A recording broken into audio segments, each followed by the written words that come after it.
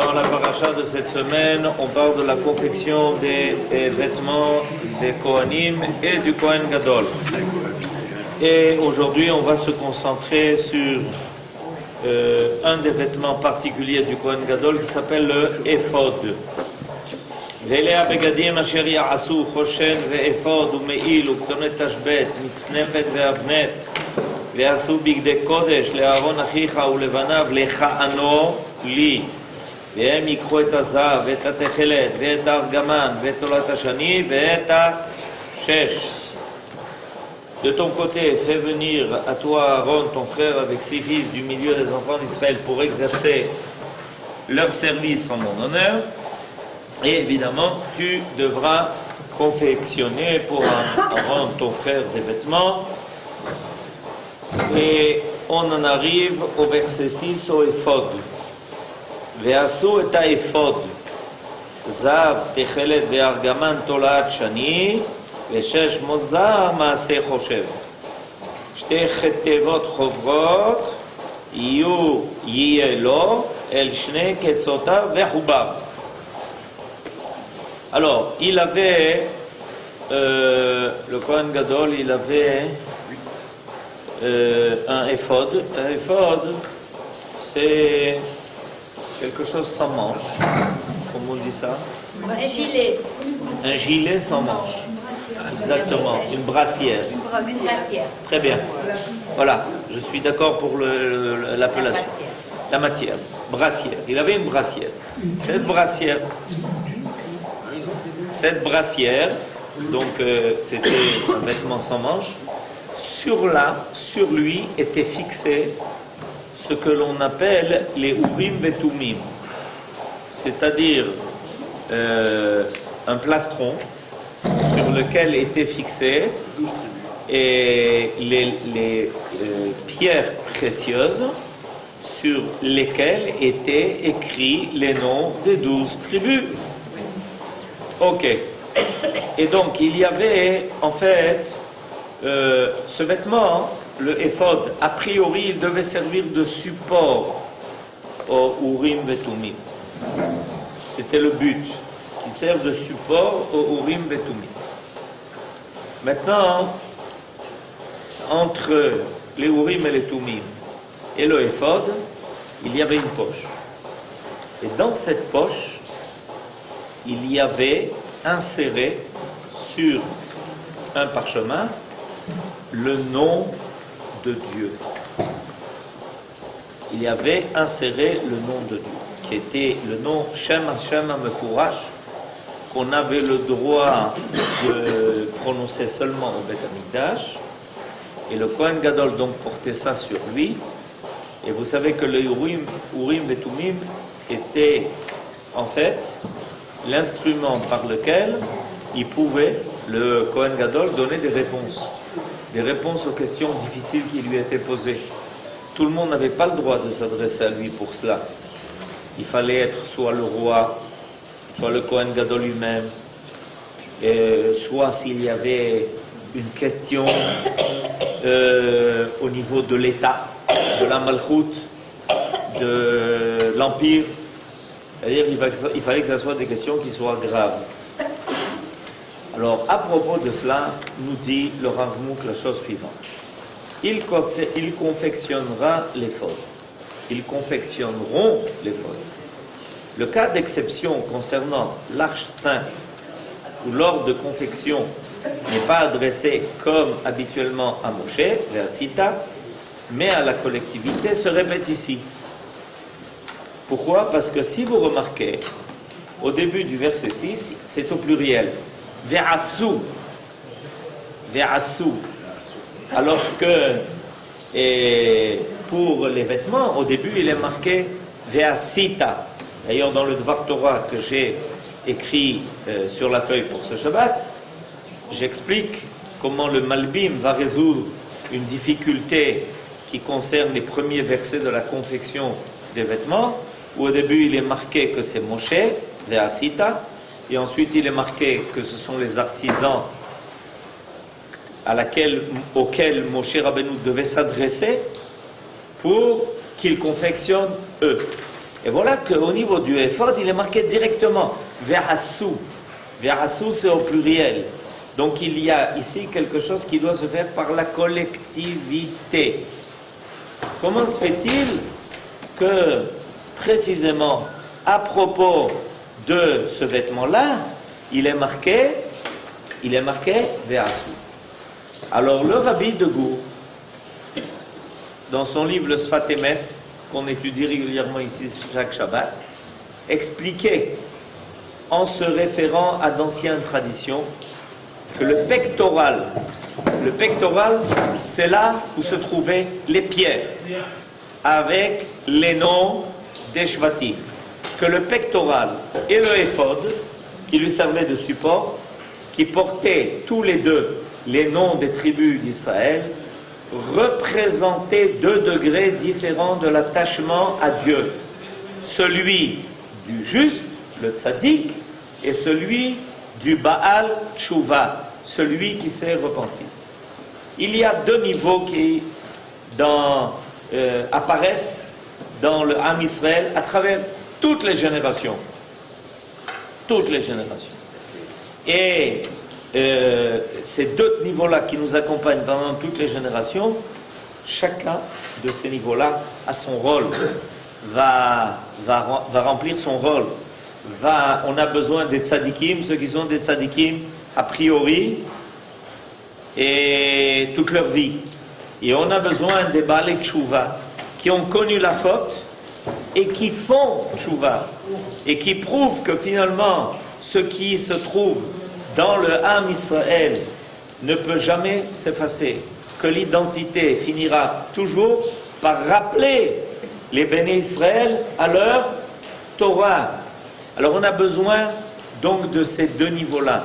La Torah invoque toujours ces deux niveaux.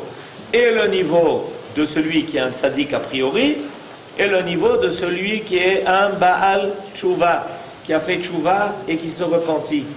Ces deux degrés se retrouvent chez plusieurs représentants parmi les 12 tribus. Le degré du juste se situe au niveau du pectoral, qui s'appelle Choshen Mishpat. Celui du Choshen Mishpat. Celui du Baal Tshuva au niveau du éphod. En effet, les initiales du mot éphod correspondent à celles des 3 premiers mots du verset des psaumes qui visent ceux qui font tchouva. Je veux enseigner tes voies aux pécheurs afin que les coupables reviennent à toi. Elameda poshim derachecha vehataim elecha yashuvu. Elameda, première lettre, Aleph. Poshim, première lettre, P. Derachecha, première lettre, Dalet.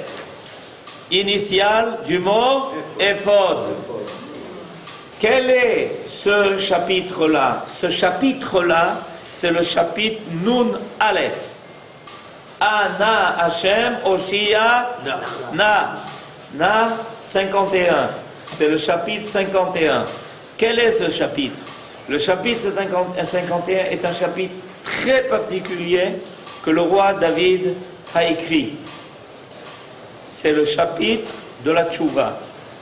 En effet, le roi David a fait tchouva après la faute avec Bathsheba.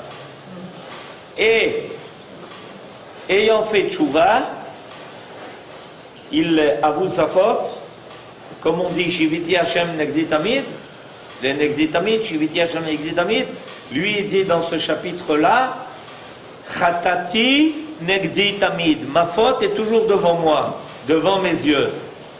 Et dans ce chapitre-là, au verset 15, il demanda à Kadosh Baruch Hu de lui permettre de se repentir en faisant aux autres tchouva. C'est-à-dire qu'il nous enseigne que la tchouva du Baal tchouva passe par celui qui est capable de faire tchouva aux autres. Et oui, parce que il a l'expérience de la faute, le Baal tchouva. Donc il sait comment parler à celui qui a fauté. Et il connaît tous les problèmes et toutes les ruses du Yetzer Hara. Et puis, le grand problème de celui qui faute, c'est qu'il ne croit pas à la tchouva. À partir du moment où quelqu'un croit à la tchouva, il arrête de fauter. Le véritable problème de celui qui faute, c'est qu'il n'y croit pas. Et c'est pour ça qu'il va s'enfoncer de plus en plus dans des choses de plus en plus graves. Parce qu'il ne croit pas à la possibilité du tikkun. Comme ça, le Rav Kook enseigne dans son livre Orot HaTshuva. Il ne croit pas à la possibilité du tikkun. On n'est pas là, c'est fini, c'est terminé. Tu ne vas pas me demander à mon âge de respecter Shabbat. Tu ne vas pas me demander à mon âge d'arrêter d'aller voir des films. C'est terminé, c'est vitu, c'est fouchu, c'est viju. Qu'est-ce que fait le Baal Tshuva? Le Baal Tshuva, il est capable de s'adresser à celui qui a fauté, il lui dit, mais si, c'est possible. Il lui dit, non, c'est pas possible. Il lui dit, mais si, regarde-moi. Tu veux que je te dise où j'étais? Tu veux que je te dise ce que j'ai fait? Tu veux que je te dise combien j'ai fauté? Voilà, tout ce que tu as fait, je l'ai fait avant toi, et 10 fois plus que toi. Et regarde, pas possible. Toi? Ah, comment? Oui, je vais te dire, en réalité, je m'appelais comme ça avant. Quoi? C'est toi? J'y crois pas. Mais si. Et c'est pour ça que le roi David, dans ce chapitre-là, il dit Elameda poshim derachecha.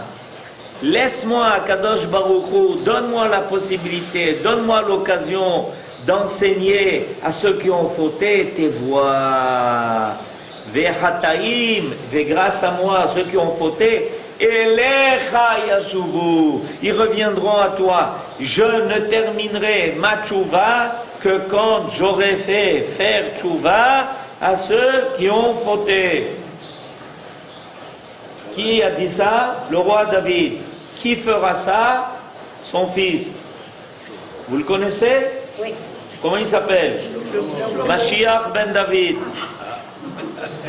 Et c'est pour ça que Maïmonide annonce qu'à la fin des temps, le Ham Israël ne sera délivré que par la tchouva. Et évidemment, ça sera le rôle essentiel du Mashiach. Le rôle essentiel du Mashiach, ça sera de faire tchouva au Ham Israël. C'est ce que le Rambam écrit en toutes lettres. Ça sera son rôle essentiel. La Géoula dépend de la tchouva. Maintenant, ceux qui ne l'ont pas encore compris, ils n'ont qu'à ouvrir 5 minutes la radio et ils le comprennent très rapidement. Dans peu de temps, tout le monde va être enfermé chez soi. Et de quoi il va s'occuper? Qu'est-ce qu'il fera? Et Shomer Negia aussi. Et Shomer Negia, il a fait. Kol hakavod, docteur Esther. Il ira du TV. Médio, il a fait. Shomer Negia et le reste aussi. C'est-à-dire, Bekitsur, tchouva totalit, meléa. Mais c'est extraordinaire. Akadosh Baruch Hu est en train de nous ramener à la maison. Il dit, allez les enfants, ça suffit, vous avez tout vu. Vous avez tout, vous êtes baladés partout. Vous avez tout ce qu'il fallait, surtout ne pas voir. Yala Kadima, Chazara Baita. Rentrez à la maison. Mais rentrez à la maison, Veshavu Banim, Likvulam. C'est Rachel. Veshavu Banim, Likvulam. Tous les fils vont rentrer chez eux. Et pas seulement dans un sens géographique, parce que géographique aussi. Maintenant, celui qui ne rentre pas en Eretz Israël, dans très peu de temps, l'aéroport va se fermer. Zéo, Nigmar. Bêta, vous savez pas ça? Dans très peu de temps, l'aéroport va se fermer. Ceux qui seront là, ceux qui ne seront pas là, ils ne seront pas là. Il n'y a plus d'avion. Zéo, Gamarno. Ils ont déjà débauché une partie du personnel. Tard qu'ils ont, mais parce que le gouvernement sait très bien, beaucoup plus que nous, de quoi il s'agit. Beaucoup plus que nous, il sait de quoi il s'agit. On est loin de savoir tout. Si on savait tout ce qu'il fallait savoir, les gens seraient momifiés. Tellement c'est grave. J'ai rencontré un des professeurs d'Hadassah qui est le spécialiste de ces problèmes-là. Il m'a dit, on est encore loin de ce qui va se passer. Encore loin de ce qui va se passer. Et on essaye de tout faire, de ne pas raconter, etc. Il m'a dit que dans un Beth Avot en Amérique, d'accord, 60% des gens qui étaient dans le Beth Avot sont déjà morts. 60% ils sont morts. C'est au Nigmar. En Iran, il faut bien que ça se passe en Paras, non? Il faut bien que Megillat Esther se passe quelque part, d'accord? Il faut savoir, c'est Azman. Tshuva, c'est la chouv abaita, ve la chouv la emet, ve la chouv la Torah. Et si vous avez encore le temps de le dire, dites-le autour de vous et réveillez les gens parce que c'est Nigmar, c'est Retzini. On est encore loin de savoir tout ce qui se passe. En Chine, c'est des millions, Habibi. Ne vous imaginez pas que les chiffres qu'on vous donne, c'est les chiffres qu'on vous donne, c'est des chiffres qui sont exacts. Avec un seul problème, c'est qu'à chaque fois, ils enlèvent 3 zéros. Alors, ils vous disent 3546, ok, on a compris, 3546, on a oublié de marquer les zéros. Il y a déjà des fuites de ce qui se passe là-bas qui sont déjà passées en Occident. Il y a déjà des fuites. C'est-à-dire quoi les fuites? Ça veut dire qu'il y a déjà des gens qui ont réussi à transmettre à l'extérieur de la Chine, dans des contrées qui sont reculées, ce qui est en train de se passer. C'est des centaines et des centaines et des centaines de millions qui sont en danger aujourd'hui. C'est l'autre rang. Mais c'est le genre de choses qu'on dit chaque fois. Oui, mais ça, il n'y a pas de problème. Il y a une baïa. Je dis simplement une chose. Sachez une chose, c'est ce que nous enseigne le Sfat Emet, c'est quelque chose de fondamental. On a besoin des deux niveaux. On a besoin et des tzadikim, et on a besoin des balei tshuva, c'est ce qu'il dit. Le degré du juste se situe au niveau du pectoral de justice, c'est-à-dire Rosh Mishpat, et celui du bal tshuva au niveau de l'éphod. Et c'est pour ça que les initiales du mot éphod se trouvent dans précisément ce verset qui parle des balei tshuva. Et la meda poshim derachecha vechataim elecha yashuvu. Le grand prêtre Kohen Gadol porte ces 2 degrés conjointement sur sa poitrine, en les présentant devant Dieu. Et ces 2 parties du vêtement sacré, assujetties l'une à l'autre, symbolisent l'idée que les justes et les balei tshuva, ceux qui ont fauté, doivent s'unir dans un respect réciproque. Zéo, gamarnu, ardout, tzadikim, ve balei tshuva. Maintenant, tout celui qui n'est pas tzaddik, il est bal tshuva. S'il n'est pas encore, il est potentiellement bal tshuva. Donc il y a 2, le peuple se divise en 2. Ceux qui sont les tzadikim et ceux qui sont les balei tshuva. Maintenant, des fois, des gens se trompent. Ils se mettent du côté des tzadikim alors qu'ils sont du côté des balei tshuva. Il y en a qui... Vous comprenez? Mais en tout cas, il y a 2 possibilités. Il n'y en a pas 3 dans le Ham Israël. Soit tu es tzaddik, soit tu es bal tshuva. C'est ma chérie. Si tu ne l'es pas aujourd'hui, tu seras demain. Vous aimez jamais. C'est l'homme jamais. C'est barour kashemesh. Il n'y a pas de safek bichlal là-dessus. C'est tellement évident. Si on a besoin d'autres signes, eh bien attendez-les. C'est pourquoi le chapitre concernant les vêtements des Kohanim commence par Ve'asu et Taïfod, que tout Israël ensemble réalise l'objectif du Ephod. C'est de quoi? De réunir ensemble, de les chaber, sur le Choshen Mishpat, il devait y avoir, et sur le Choshen Mishpat, était sur le Ephod, et ils devaient être rattachés l'un à l'autre. Alors on nous dit, le Sfat Emet est une idée extraordinaire, il doit y avoir une correspondance entre le Choshen Mishpat, d'accord, et le Ephod. Il doit y avoir une correspondance. Ce qui est en dessous, c'est le Ephod, c'est les balei tshuva. Et ce qui est au-dessus, les tzadikim. Et les tzadikim doivent faire cette correspondance il doit y avoir toujours un travail qui est commun. Bien plus, la loi contient la défense formelle de détacher le pectoral du éphod. Mais il y a une halakha, une mitzvah dans la Torah, on n'a pas le droit de détacher le Choshen Mishpat avec les pierres précieuses et le nom des Shvatim du éphod. Makara, lama lo. Lo. L'ikshor, lo leatir. Lo leafrit. En français. Et cette défense comprend l'allusion que les justes ne doivent pas s'écarter des Baalei Teshuvah. Ça doit être ensemble, ça doit être un chibour, tout le même ensemble. C'est pas shoot. C'est d'avoir chez Tzarich Leavin Oto. ולכן le Rambam dit En Israël Nigalim et la Bitchouva. Évidemment, et comment les Baalei Teshuvah vont faire Teshuvah? Grâce aux tzadikim. Parce que les tzadikim leur disent comment faire Baalei Teshuvah. Ils viennent et disent qu'est-ce qu'on fait alors?